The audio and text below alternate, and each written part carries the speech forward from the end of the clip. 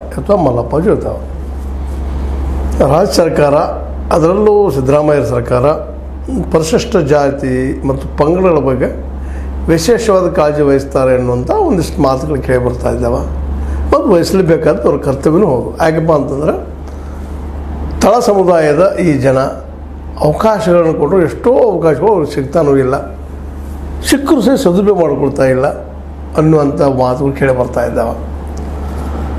ಯಾಕಂದರೆ ಈ ಒಂದು ಬಜೆಟ್ದಲ್ಲೇ ಆಯವ್ಯಯದಲ್ಲೇ 1884.1 ಕೋಟಿ ರೂಪಾಯಿ ಈ ಮಕ್ಕಳ ಡೆವಲಪ್ಮೆಂಟ್ ಸಲುವಾಗಿ, SC ST ಮಕ್ಕಳ ಡೆವಲಪ್ಮೆಂಟ್ ಸಲುವಾಗಿ ನಮ್ಮ ಸರ್ಕಾರ ಖರ್ಚು ಮಾಡಿದೆ.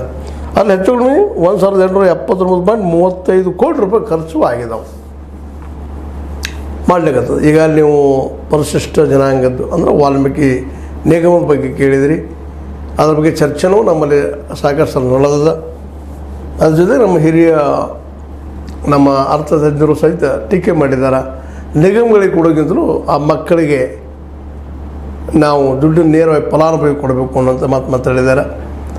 ಈ ನಿಗಮಗಳ ಬಗ್ಗೆ ಇನ್ನೊಮ್ಮೆ ಚರ್ಚೆ ಇಟ್ಕೊಳ್ಳೋಣ, ಆ ಮಾತು ಇನ್ನೊಮ್ಮೆ ಇರಲಿ. ಬಟ್ ಈಗ ಸ್ವತಃ ಸಿದ್ದರಾಮಯ್ಯನವ್ರಿಗೆ ರಿಪೋರ್ಟ್ಗಳು ಬಂದಿದ್ದಾವೆ, ಇಲ್ಲೇ ಮಕ್ಕಳ ಶೈಕ್ಷಣಿಕ ಗುಣಮಟ್ಟ ಹೆಚ್ಚಾಗ್ತಾ ಇಲ್ಲ, ಇದು ಕಾರಣ ಏನು ಅಂತ. ಇಷ್ಟು ದುಡ್ಡು ಖರ್ಚು ಮಾಡ್ತಾ ಇದ್ವಿ ನಾವು SC ST ಮಕ್ಕಳಿಗೆ, ಆ ಮಕ್ಕಳು ಯಾಕೆ ಡೆವಲಪ್ ಆಗ್ತಾ ಇಲ್ಲ, ಅವ್ರಿಗೆ ಸರಿಯಾದ ಶಿಕ್ಷಣ ಯಾಕೆ ಸಿಗ್ತಾ ಇಲ್ಲ, ಅವ್ರ ಹಾಸ್ಟೆಲ್ಗಳೇನು ವ್ಯವಸ್ಥೆ ಇಲ್ಲವ, ಏನು ಬೇಕು ಅವ್ರಿಗೆ? ಯಾಕಂದ್ರೆ ಈ ದುಡ್ಡಿನ ಖರ್ಚು ಮಾಡಿದ್ದು ನೋಡಿದ್ರೆ ಭಾಳಷ್ಟು ಡೆವಲಪ್ಮೆಂಟ್ ಆಗಬೇಕಾಗಿತ್ತು. ಬರೀ ಪಾಸ್ ಆದ್ರೆ ಮುಗಿತಾ, ಮತ್ತೇನು ಡೆವಲಪ್ಮೆಂಟ್ ಆಗಿದ್ದಾರೆ? ಯಾವ ಸ್ಕಿಲ್ ಇದ್ದಂಥ ಏನಾದರೂ ಟೆಕ್ನಿಕಲ್ ಇದ್ದಂಥ ಏನಾದರೂ ಕೋರ್ಸ್ಗಳನ್ನು ಮಾಡಿದಾರ? ಎಷ್ಟು ಜನ ಈ ಬಡ ಮಕ್ಕಳು, ಈ SC ST ಮಕ್ಕಳು, ಈ ಒಂದು ಏನಪ್ಪ ಅಂತಂದ್ರೆ ವಿದ್ಯಾರ್ಥಿಗಳಲ್ಲಿ ಒಂದು ಏನಪ್ಪ ಶೈಕ್ಷಣಿಕ ಮಟ್ಟ ಯಾಕೆ ಹೆಚ್ಚಾಗ್ತಾ ಇಲ್ಲ? ಎಷ್ಟು ಜನ ಈ ಸಲ ಅಥವಾ ಹಿಂದೆ MBBS ಅಥವಾ ಮತ್ತೆ ಅವ್ರು ಟೆಕ್ನಿಕಲ್ ಇದ್ದಂಥದ್ದು ಅಥವಾ ಇಂಜಿನಿಯರಿಂಗು ಎಷ್ಟು ಜನ ಸೆಲೆಕ್ಷನ್ ಆಗಿ ಎಷ್ಟು ಜನ ಪಾಸಾಗಿ ಹೊರಗೆ ಬರ್ತಾ ಇದ್ದಾರೆ? ಯಾಕೆ ಆಗ್ತಾ ಇಲ್ಲ? ಇಲ್ಲೇ ದೊಡ್ಡ ಪ್ರಮಾಣದಲ್ಲಿ ಯಾಕೆ ಅವರಲ್ಲಿ ವಿದ್ವತ್ತು ಬೆಳೀತಾ ಇಲ್ಲ ಅನ್ನುವಂಥದ್ದು. ಇದನ್ನು ವಿಚಾರ ಮಾಡಿದಾಗ ಸಹಜವಾಗಿ ಬಹಳಷ್ಟು ನಾವು ಇಲ್ಲೇ ತಲೆ ಕೆಡಿಸ್ಕೊಳ್ಳುವಂಥದ್ದು. ಯಾಕಂದ್ರೆ ಕಳೆದ ಒಂದು 7-8 ವರ್ಷಗಳಲ್ಲ ನಮ್ಮ ಕೇಜ್ರಿವಾಲ್ ದೆಹಲಿಯಲ್ಲೇ ಸರ್ಕಾರಿ ಶಾಲೆಗಳನ್ನು ಮಾಡಿದರು. ಸರ್ಕಾರಿ ಶಾಲೆಗಳನ್ನ ಮಾಡಿ ಅಲ್ಲಿ ರಿಸರ್ವೇಷನ್ ಮಾತ್ರ ಇಲ್ಲ, ಎಲ್ಲ ಮಕ್ಕಳಿಗೆ ಫ್ರೀ ಕೊಟ್ಬಿಟ್ರು. ಶಿಕ್ಷಣಕ್ಕೆ ದುಡ್ಡು ಇಟ್ಟಿದ್ದಾರೆ SC ST ಮಕ್ಕಳ ಡೆವಲಪ್ಮೆಂಟ್ ಸಲುವಾಗಿ. ಆ ದುಡ್ಡು ಖರ್ಚಾಗ್ಯದ, ಆದರೆ ಆ ಪ್ರಮಾಣದ ಗುಣಮಟ್ಟ ಬೆಳೆದಿಲ್ಲ. ಆದರೆ ದೆಹಲಿಯಲ್ಲೇ ಆ ಮಕ್ಕಳಿಗೆ ಫ್ರೀ ಎಜುಕೇಷನ್ ಕೊಟ್ಟಿದ್ದಾರೆ ಸರ್ಕಾರಿ ಶಾಲೆಗಳೆಲ್ಲ. ಆ ಮಕ್ಕಳು ಇವತ್ತು ಸ್ವತಃ ತಾವು ಉದ್ಯೋಗ ಹಿಡಿದಷ್ಟೇ ಅಲ್ಲ, ಸ್ವತಃ ಉದ್ಯೋಗಗಳು ಸೃಷ್ಟಿ ಮಾಡೋಷ್ಟು ಬೆಳೀತಾ ಇದ್ದಾರೆ ಶಿಕ್ಷಣ ಮಟ್ಟ. ಈಗ ನೋಡ್ರಿ, ಅಲ್ಲಿ IITಯಲ್ಲಿ ಶಿಕ್ಷಣ ಆಗ್ತಾಯಿದ್ದಾರೆ, ಅಲ್ಲಿ ಮಕ್ಕಳು ಇಂಜಿನಿಯರಿಂಗ್ದಲ್ಲೇ MBBS ನೀಟಲ್ಲಿ ಪಾಸ್ ಆಗ್ತಾ ಇದ್ದಾರೆ ಬಡ ಮಕ್ಕಳು ಅವರು.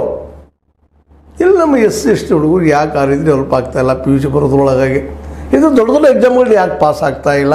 ಎಷ್ಟು ಜನ ಪಾಸ್ ಆದರು, ಎಷ್ಟು ಜನ ಹೈಯರ್ ಎಜುಕೇಷನ್ ಮುಗಿಸಿದ್ರು ಅನ್ನೋದನ್ನು ಇವತ್ತು ಸಿದ್ದರಾಮಯ್ಯನವರು ಸ್ವಲ್ಪ ಗಮನ ಹರಿಸಿದಾರೆ ಅಂತ ಅನ್ನಿಸ್ತದೆ.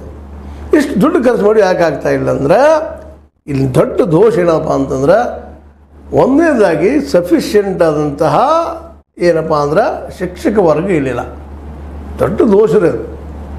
ಶಿಕ್ಷಕರ ನೇಮಣಿಕೆ ಮಾಡ್ತಾ ಇಲ್ಲ. ಇದು ಖರ್ಚು ಮಾಡಿದ್ರಿ ನೀವು 1,000-2,000 ಕೋಟಿ ಅನ್ನೋ ಅನ್ಬೋದು ನೀವು. ಆದ್ರೆ ಇಡೀ ರಾಜ್ಯದ ಮಕ್ಕಳನ್ನ ನೆನಪಿಸ್ಕೊಂಡಾಗ, ಯಾಕಂದ್ರೆ SC ST ಎರಡು ಕುಡಿದ್ರೆ 27% ಹೆಚ್ಚಿಗೆ ಆಗ್ತಾರೆ, 30% ಸರ್ವಿಸ್ ಆಗ್ತಾರೆ.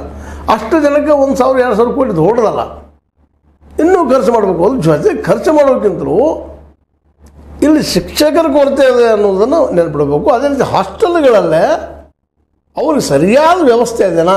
ದುಡ್ಡು ಖರ್ಚು ಆಗ್ತದೆ, ಅದ್ರ ವ್ಯವಸ್ಥೆ ಆಗ್ತಾನೆ? ಎಲ್ಲ ಕಡೆ ಭ್ರಷ್ಟಾಚಾರ ತುಂಬಿಬಿಟ್ಟದ್ರಿ. ಎಲ್ಲಿಲ್ಲ ಭ್ರಷ್ಟಾಚಾರ? ಒಬ್ಬ ಸೂಪರ್ಡೆಂಟ್ ನಾವು ಹಾಸ್ಟೆಲ್ ನೇಮಿಸಿದ್ರೆ ಸೂಪರ್ಡೆಂಟ್ ಅಲ್ಲಿ ಬರ್ತದೆ ಕಾಳುಗಳಲ್ಲೇ, ಎಣ್ಣೆಯಲ್ಲೇ, ಸಾಬೂನದಲ್ಲೇ ಎಲ್ಲರೂ ಹೊಡಿತಾ ಇರ್ತಾನೆ. ಹೋಗಿ ನೀವು ಜಸ್ಟ್ ಸರ್ವೆ ಮಾಡಿದ್ರೆ ಸಾಕು ಗೊತ್ತಾಗ್ತದೆ ಪ್ರತಿಯೊಂದು ಹಾಸ್ಟೆಲ್, ಪ್ರತಿಯೊಂದು SC ST ಮಕ್ಕಳಿಗೆ ಯಾರ ಪ್ರಮಾಣದಲ್ಲಿ ಇವರು ಸಹಾಯ ಮಾಡ್ತಾ ಇದ್ದಾರೆ ಅಂತೇಳಿ. ಮುಂದೆ ರಾತ್ರಿಯೆಲ್ಲ ಶಿಕ್ಷಕರೊಬ್ಬರು ಇರಬೇಕಾಗ್ತದೆ ಹಾಸ್ಟೆಲ್ದಲ್ಲೇ ಮತ್ತು ಸ್ಕೂಲ್ಗಳಲ್ಲೇ ಸ್ಪೆಸಿಫಿಕ್ ಆಗಿ ಸ್ಪೆಷಲ್ ಕ್ಲಾಸ್ ಕೋಚ್ ಕೊಡಿಸುವಾಗಿ ಕಾಣೋದು ಇಲ್ಲಿ. ಇನ್ನೂ ಕೆಲವೊಂದು ವರದಿಗಳು ಬಂದಿದ್ದಾವೆ, ಕೆಲವೊಂದು ಹಾಸ್ಟೆಲ್ಗಳಲ್ಲೇ SC ST ಮಕ್ಕಳು ರಾತ್ರಿ ಇರುವುದಲ್ಲೆಲ್ಲ ಗಾಯಬಾಗಿರ್ತಾರಂತ. ಯಾಕೆ ಗಾಯಬಾಗ್ತಾರೆ? ಅದು ಅವ್ರ ತಂದೆ ಕಲಿಸೋ ಇಚ್ಛೆ ಇಲ್ಲ, ಅಥವಾ ಇವರು ಕಲಿಸ್ತಾ ಇಲ್ಲ, ಎಲ್ಲೂ ಅಷ್ಟೇ ಇಲ್ಲೇ ಪ್ರಶ್ನೆ ಮಾಡುವಂಥದ್ದು. ಅದೇ ನೋಡ್ರಿ, ದೆಹಲಿಯಲ್ಲ ಮತ್ತು ಪಂಜಾಬಲ್ಲಿ ಇವತ್ತು ಮಕ್ಕಳು ಹೋಗ್ತಾ ಇದ್ದಾರೆ ರೀ, ಸರ್ಕಾರ ಸಾಲಿ ಹೋಗ್ತಾ ಇದ್ರಿ ಈಗ